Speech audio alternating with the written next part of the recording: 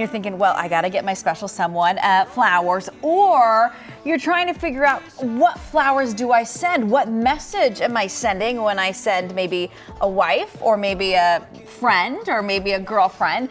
So we have got Eric joining us from Cactus Flower Florists here to kind of decode the colors and the meaning. Good morning. Very good morning to you as well. And it doesn't have to be that hard. I know people want to know, put a lot of information on the as far as the colors, but we'll go through what some of the colors are believed to be. But whatever your loved one wants, that's the color to send, or the flower to send. You know them better than you know them else. best. So you've got some beautiful arrangements surrounding me right now. So let's talk a little bit about colors. Red rose, obviously that's iconic. What does that mean? That is love. It's but again, it can be many things. But love is a very traditional red rose. That's our best-selling flower of the year, all the time. This is the flower that people always want. Okay, so you've got a couple of other flowers. What if I'm sending maybe a yellow rose? What does that mean? Well, in the oldie-timey days, they called that jealousy, but it's more friendship now. And it's just this vibrant yellow colors are just beautiful. And your pinks are grace and elegance. And you get into these blushes and peaches more for friendship. So maybe for Valentine's Day on the 13th? Valentine's Day on the 13th. I'm glad you brought that up. Yes. And the Valentine's Day is a growing little holiday. It's a lot of fun. And it's for people to celebrate their girlfriends and friends. It's awesome. So what about the white rose? What does that mean? White has always been, and it still is, kind of a purity, just innocence. But it's also what's when you see more in a lot of the bridal bouquets because of that innocence and purity. So what if maybe you've got a friend out there and maybe you want it to be more than friends, right? This is your way of saying, hey, I'm kind of into you. What kind of arrangement are you going to be sending them on Friday? All right, you'll probably be sending them maybe orchids. Lilies, like these roses over here have the rhinestones in them, so it kind of is fun, but it doesn't say, hey, this is everything. Just throwing out something a little bit interesting. Interesting. Okay, because I feel like a lot of times some people are in that position where it's like either maybe you want to express that you're like somebody, or maybe you've gone out for a couple of months and you want to say, hey, I'm actually really into you. Yes. Well, you could do the llama corn, but it's a llama and a unicorn, or for the kids. But you know what? If you call any of our stores, go into one of our 5 locations, we've got professionals that deal with these relationship deals back and forth. We're like a bunch of really good relationship experts. Yes. So you can come into any of our stores and talk to them, and we've got some great ideas. Give Eric your relationship deets, and he'll let you know we'll which sit down on the couch. Rose you need to pick. Coming up in the next segment, you're going to talk about how we can keep our flowers lasting long. Yes, we're going to help you last them longer and longer for you. Okay. Good morning. So Eric from Cactus Flower is back, and just about everyone loves getting flowers for Valentine's Day. That's true. But the tricky question is, how do you keep them fresh and lasting longer than a day?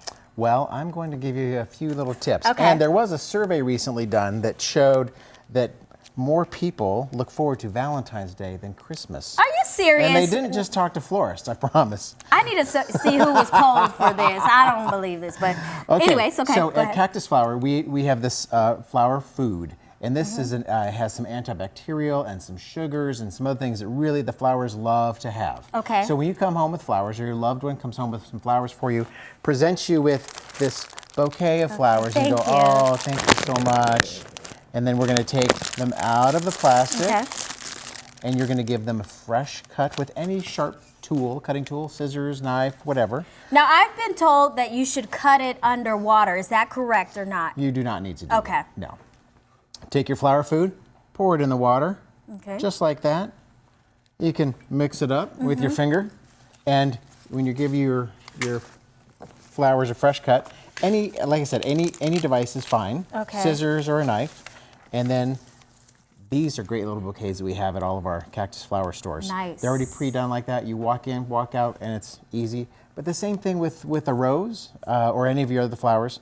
If you have foliage, greenery like this, that might be in the water, make sure you take that off because that is going to cause some rotting in there, and it's going to cause bacteria to form. Gotcha. So take most of the foliage off that's going to be underwater, Yes, submerged. yes. Now, does it matter the temperature that this water should be? Well, you don't want scalding hot. You want it Okay. to be, it can either be cold or just comfortably Like warm, but warm. nothing too crazy. The warm water will tend to force the flowers to open up a little bit more. Okay. Another option is to a plant like this where we've added fresh cut flowers. On this side, we've got roses, hydrangea, and stock in an orchid plant. So when the fresh flowers are gone, you have a plant that's going to last for months or years, depending on how faithful you are to that little plant and making it happy. And I'm feeling some moisture in this. Right. What is this moss That is or? moss. Okay. That is moss, and orchid plants are great. You water them once a love week, orchids. and they're easy. You've got all these other blooms they're going to be opening up here. It's just great. Other options for flowers, we've got these little yoga guys. This is for our Valentine special, and they're little yoga people holding green plants. These are calanchos, and they're just a little plant, and it wicks the water. We've got a little chenille stem. It's like a little pipe cleaner, and that's in the soil. Now there's water way down the bottom. We stick that in there, and it just draws up the water it needs. It doesn't. You don't have to worry about overwatering because it only says, "Hey, I'm thirsty. I'm going to take some out of the straw." Right. So when should you worry about replanting or adding fresh or new water? Oh, water, if you can change your water twice a week, that'd be great. Okay. Your flowers are going to really appreciate that. We also have a 4-foot tall rose that you can get for That's about Valentine's as tall Day. as me. Right. In an arrangement, they're this tall. And those 4-foot tall roses will last for 2 weeks. Oh my 3 weeks. goodness. They just Imagine keep getting going. that. Oh, My they're goodness. so beautiful. But you can pre-order them on cactusflower.com or go into any of our stores. All right, man. Kylie, if you got a 4-foot rose, that would be amazing. That bouquet, it's like tall as me. I think that